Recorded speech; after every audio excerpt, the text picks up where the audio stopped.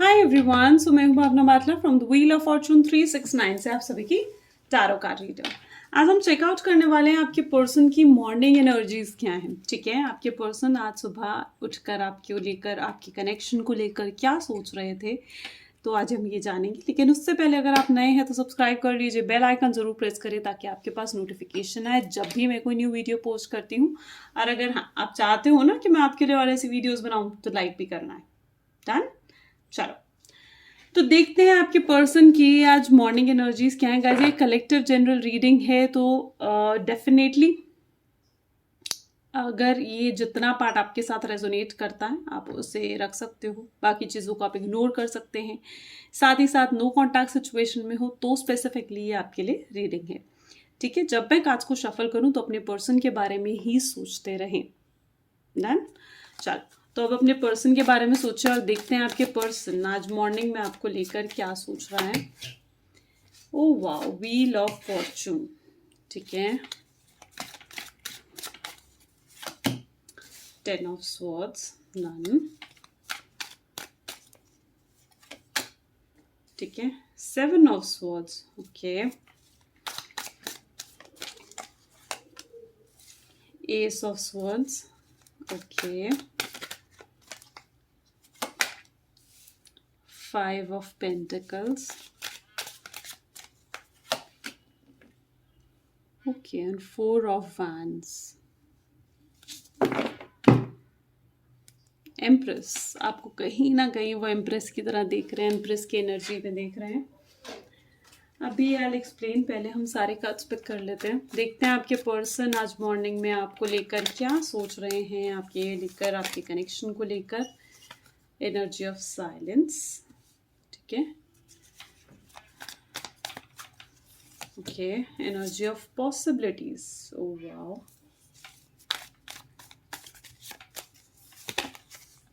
Understanding.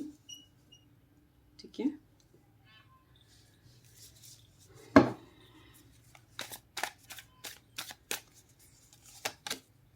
Celebration. Beautiful. Suppression. Dreams. Okay.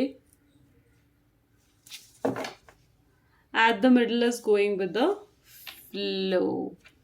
I hope so आपको cards properly दिख रहे हैं. Wait, I adjust the camera.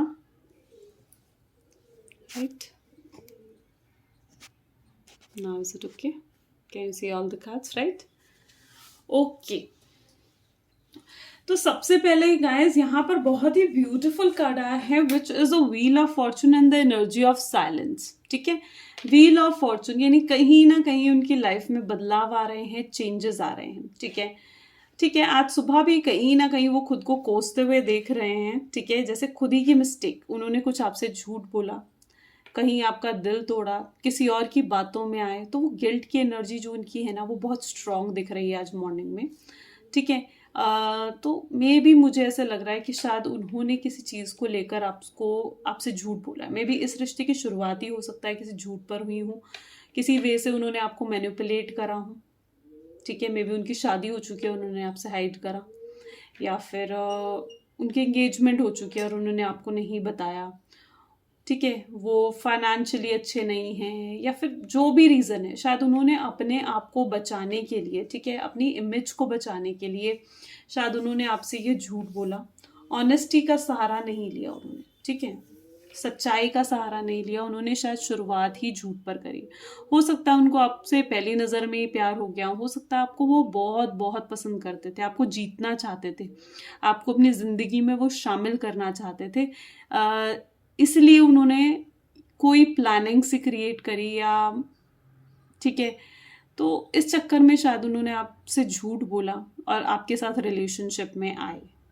ठीक है, और जब उन्हें आपको पता चला इस बारे में तो ऑफ कोर्स आपकी सिचुएशन कहीं ना कहीं नो कांटेक्ट में आ गई।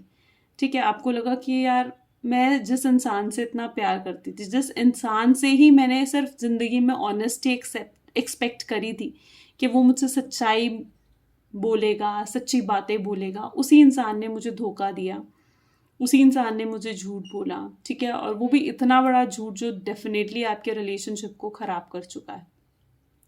प्रेजेंट मोमेंट में मे बी आपके पर्सन शायद किसी फाइनेंशियल प्रॉब्लम से डील कर रहे हैं, ठीक है। फाइनेंशियल प्रॉब्लम्स हमें दिख रही हैं क्योंकि यहाँ पर कार्ड में मजबूरी आ चुकी है, उनके पैर कहीं ना कहीं, देखिए वो पूरे ही बंधे हुए हैं एक कमरे में, जैसे किसी ने उन्हें बंद कर दिया है, ठीक है। अरे इस कमरे में से निकलने के लिए कोई रास्ता नहीं है उनके पास। कंफ्यूजन, सोच सोच के परेशान है एक ही चीज़ के बारे में, जो हो आप, कोई रास्ता नहीं है, कोई सहारा नहीं है। आप ही को इमेजिन करते हैं अपने पास, आप ही के सपने देखते हैं।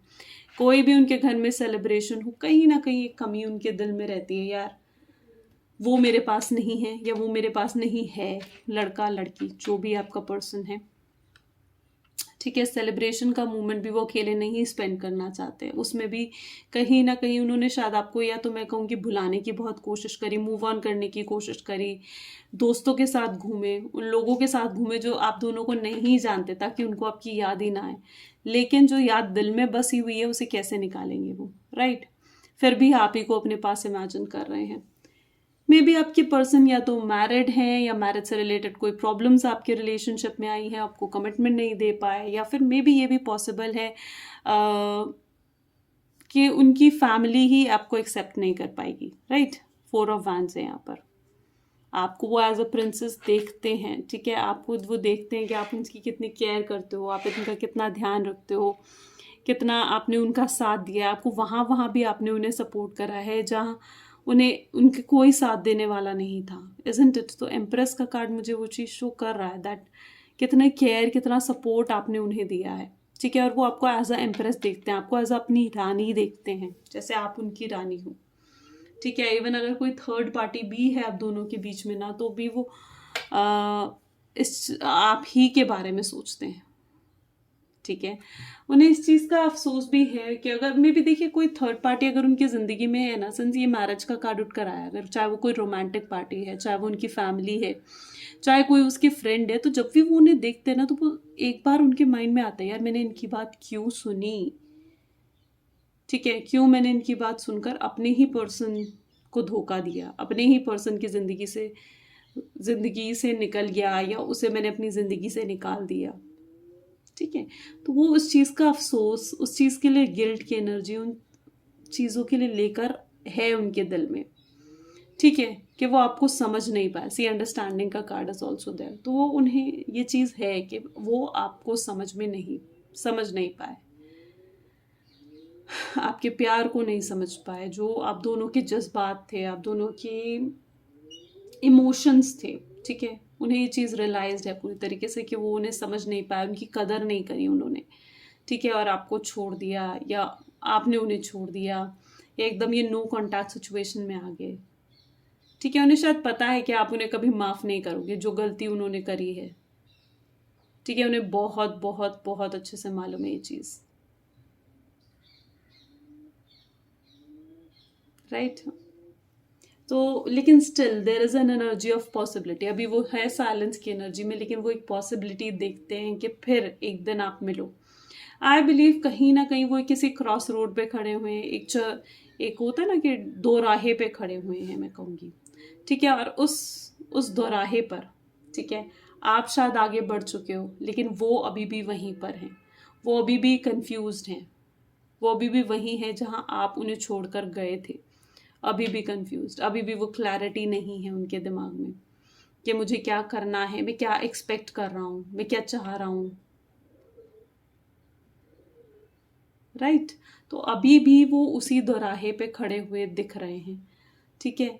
और वो चाहते हैं कि राहें वापस मिल जाएं, वो चाहते हैं कि आप दोनों वापस मिल जाओ, ठीक है, रीयूनाइट हो जाओ, रिकन्सिलेशन हो जाओ। लेकिन उन्हें बहुत अच्छे से मालूम है कि शायद आप, जो उन्होंने गलती करी है, जो उन्होंने आपको झूठ बोला है, शायद आप सब कुछ माफ़ कर सकते थे उनके लिए, लेकिन उनका बोला हुआ झूठ नहीं, ठीक है, उनका बोला हुआ झूठ नहीं। तो दैट्स व्हाट आप फील करते हो, और वही चीज़ वो भी जानते हैं बहुत अच्छे से कि आप नहीं माफ़ करोगे उन्हें। वो उनके पास क्लैरिफिकेशन देने के लिए कुछ है ही नहीं, क्योंकि गलती उन्होंने करी है, राइट। उनके पास उस गलती को एक्सेप्ट करने के अलावा शायद कोई और चारा भी नहीं है और वो उसे एक्सेप्ट भी नहीं कर पा रहे हैं।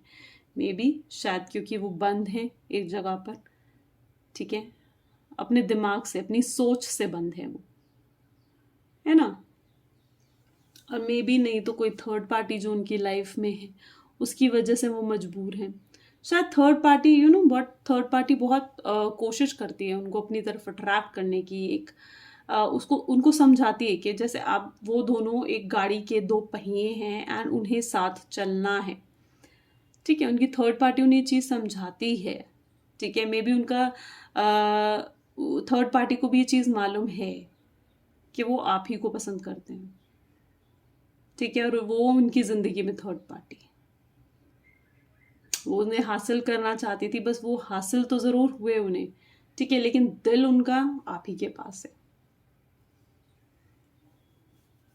राइट। वो जो थर्ड पार्टी अगर कोई उनका फ्रेंड या फैमिली भी थी तो उन्हें पता है कि वो जो चाह रहे थे वो हो तो गया, लेकिन उसकी वजह से उन्होंने उसे ही खो दिया, उसे ही, उस पर्सन को ही खो दिया उन्होंने,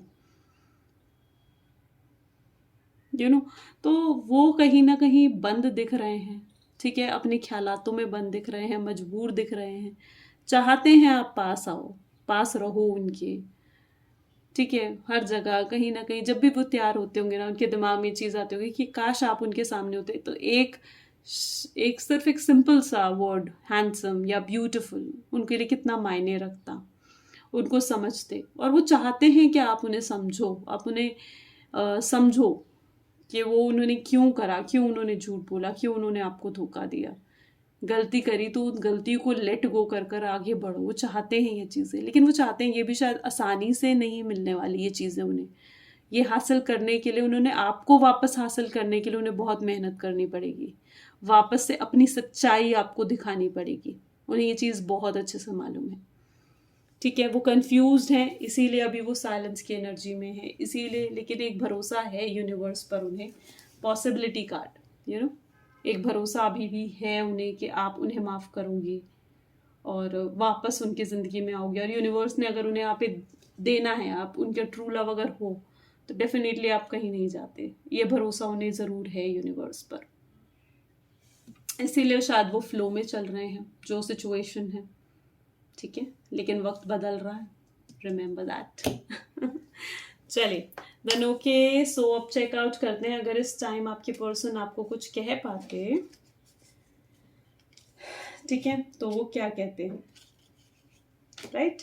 तो please divine, please universe help करें मेरे व्यूअर्स को जानने में कि अगर उनके पर्सन उन्हें कुछ कह पाते। You always hear it us, आपको दिख रहा है, you always give me a shoulder to cry on. तुम्हारे कंधे से लगकर ही कहीं ना कहीं मैं मतलब तुम रोता था। इसका मतलब ये चीज़ है कि कहीं ना कहीं आपका जो सहारा एक उन्हें था, जो एक आप सपोर्ट आपका था उन्हें, ठीक है, जब से वो सपोर्ट जैसे ही हट जाता है ना, तब समझ में आता है यार अब मैं कहाँ अपना सर रखूं। वो चीज़ है उनके साथ, ठीक है।